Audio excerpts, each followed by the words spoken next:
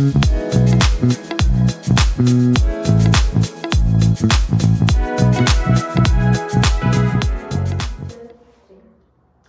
Sobat Konselor, kembali lagi bersama saya Kak Ila di podcast Remaja, tempat dimana kita membahas isu-isu tentang remaja ya. Nah, sekarang kita akan bahas salah satu topik yang cukup sensitif tentang fantasi seksual sedara bersama Kak narasumber kita, Kak Syahrul Andalusia Mondrik. Hai, panggil Kak Lulu aja Kak. Nah, bersama Kak Lulu ya. Hai Kak Lulu. Hai, terima kasih dulu kepada Kak Ila sudah mengundang, dan di sini kita cukup membahas topik yang berat dan perlu dipelajari untuk teman-teman agar tidak tabu terhadap masalah tersebut dan tidak menghakimi.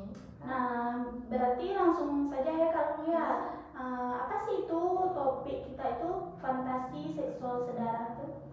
Jadi ya Kak, di sini dan teman-teman semua, jadi topik yang kita bahas ini fantasi seksual sedara ini, di mana ada seseorang itu mulai melakukan fantasi atau imajinasinya itu tentang keluarganya sendiri, misalnya seperti adiknya, kakaknya, maupun sepupunya sendiri. Dan ini tuh hanya sekedar fantasi, tapi dia tidak akan melakukannya itu. Nah, berarti seseorang yang memiliki fantasi ini mereka belum pasti itu akan melakukannya ya Kak Lulu ya. Cukup berat ya teman-teman konselor semuanya. Nah, sebelum Kak narasumber kita lanjut, di sini kita ada satu kiriman video ya dari rekan kita. Nah, mari kita tonton terlebih dahulu. Tolong jangan jijik lihat ini.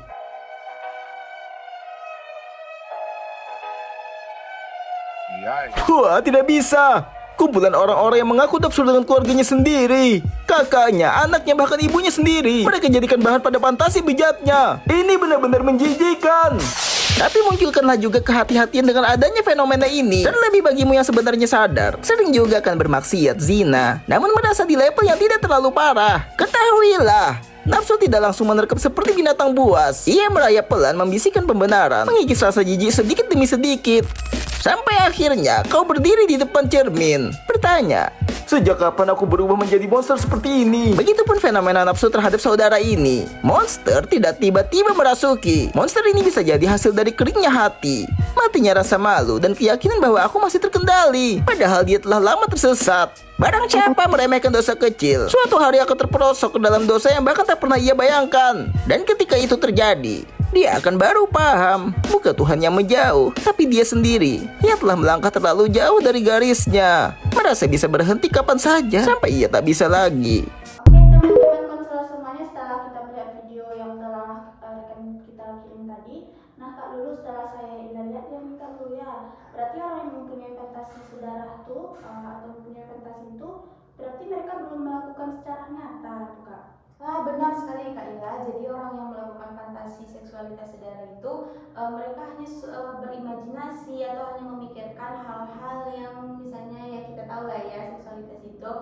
Jadi mungkin mereka terlintas di pikirannya itu misalnya mereka mempunyai adik perempuan atau kakak perempuan atau abang atau apa yang sedang mengalami pubertas, atau mungkin adanya perubahan di badannya. Misalnya kan kita tahu ya, wanita itu mungkin ada payudara yang mulai membesar atau pinggulnya yang mulai terbentuk, dan mungkin di sana terjadi fantasi-fantasi itu secara terpikirkan sementara, atau yang lebih parahnya itu akan berkelanjutan. Kalau dampak bagi seorang yang memiliki fantasi itu Kak, apa yang dampak fisiknya itu atau dampak psikologis? Kalau dampak terhadap orang yang melakukan fantasi ini ya Kak, sebenarnya itu adanya gangguan atau tekanan batin di dalam dirinya. Kenapa? Karena orang yang fantasi sedara ini kan dia tahu bahwa dia itu keluarga sama adik dan kakaknya, pasti dia akan mengalami kecemasan yang berat di dalam dirinya, karena saya tahu nih saya tidak boleh melakukan hal ini kepada keluarga saya, kepada sepupu yang lain. Jadi akan timbul masalah baru seperti kecemasan dalam dirinya. Itu ya Kak Lulu ya. Baik Kak Lulu, sebelumnya lebih lanjutnya, apa dampak awal yang menyebabkan seseorang itu berfantasi sedara itu Kak? Jadi penyebab awal ya Kak. Jadi penyebab awal orang yang mengalami fantasi sedara ini, yang pertama itu edukasi. Jadi teman-teman semua, edukasi tentang seksualitas ini sangat penting. Jangan dianggap ini adalah hal-hal yang mungkin kayak tabu, malu atau selainnya, tapi adalah edukasi tentang seksualitas ini penting. Kenapa? Karena takutnya nanti salah jalan, misalnya seperti fantasi seksualitas saudara ini ya kan Kak. Itu tuh mungkin orang itu tidak tahu bahwa adiknya atau kakaknya di umur segini akan mengalami perubahan, dan dia pun kayak bagaimana mengontrol dirinya dan emosinya. Jadi penyebab utamanya itu mungkin edukasinya itu yang kurang Kak.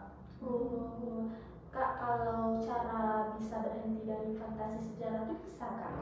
Bisa Kak. Jadi kalau mungkin di luar teman-teman di luar ada memiliki seperti ini, yang pertama itu mungkin kalau belum terlalu berat ya fantasinya, itu bisa konsultasi ke konselor ya Kak, kepada seperti Kak Ila konselornya. Tapi kalau mungkin sudah berlarut-larut atau memang sudah susah lah melupakannya, itu lebih mendalamnya bisa kepada psikolog dan psikiater yang mungkin kecemasan yang berlebihan atau yang kayak mengganggu dalam kehidupan sehari, itu bisa dengan psikolog atau psikiater. Ada obat-obatannya kalau psikiaternya ya kan Kak, atau nanti di psikolog ada itu metode-metode atau cara yang dilakukannya. Baik sahabat konselor semuanya, setelah apa yang dijelaskan Kak Lulu tadi, nah untuk remaja nih Kak Lulu, bagaimana nih caranya agar remaja bisa terhindar dari fantasi seksual saudara tuh Kak?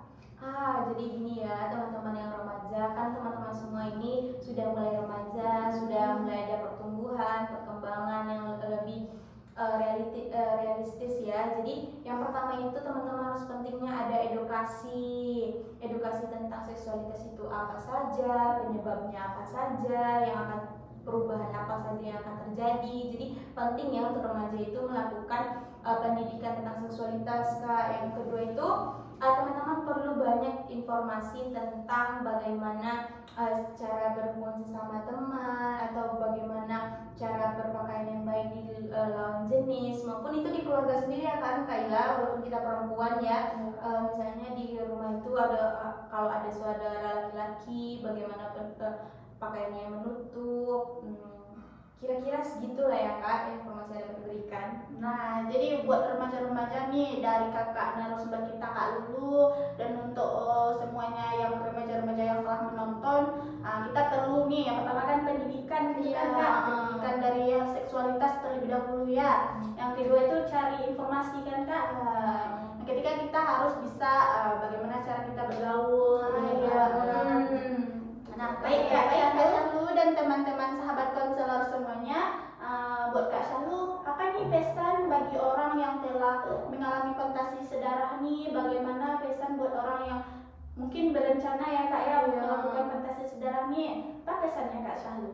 Pesan dari kakak ya Kak, jadi lebih baik kalau memang ada niatan, lebih baik dibuang, karena itu kan tidak baik. Nanti itu akan berdampak panjang kepada kalian semua. Kalau memang sudah mulai terpikirkan, lebih baik dialihkan dengan olahraga ya kan Kak Ila, seperti berjalan keluar atau bermain dengan teman-teman yang lain.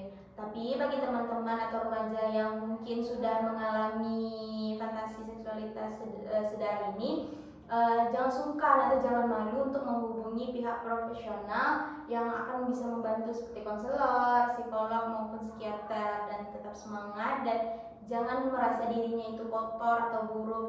Wajar ya seseorang berpikir seperti itu ya Kak Ila.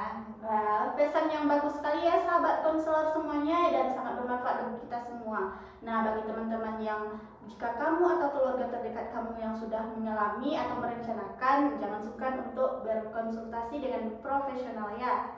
Baik Kak Lulu, terima kasih atas arahan dan ceritanya pagi hari ini. Terima kasih Kak Lulu, jumpa lagi di lain waktu. Nah, baik sahabat konselor, sampai jumpa di podcast remaja selanjutnya.